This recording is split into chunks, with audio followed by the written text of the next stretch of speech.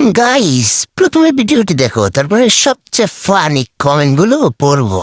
और अभी तो रुको, क्लाइमैक्स अभी बाकी। মুরগির মাংস খেয়ে হাড়গুলো কখনোই ফেলবেন না। এগুলো দিয়ে যে এত মজার একটা রেসিপি তৈরি করা যায়, যেটা এই ভিডিওটি না দেখলে বুঝতে পারবেন না। মুরগির হাড়গুলো লবণ হলুদ মাখিয়ে রাখুন, এখন সরিষার তেলে খুব ভালো করে ভেজে নিন।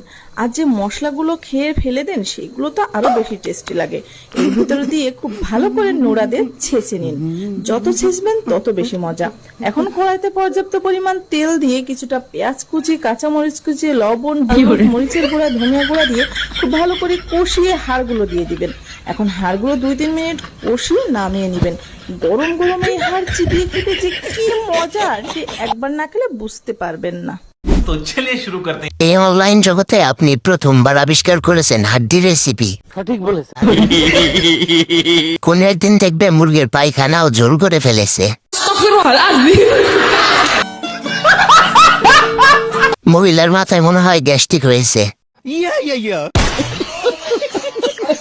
জীবনে প্রথমবার নতুন রেসিপি শিখলাম। আমি ভাবছিলাম কালকে আমি ল্যাপটপের রেসিপি বানাবো। एक तो नहीं कोई चाय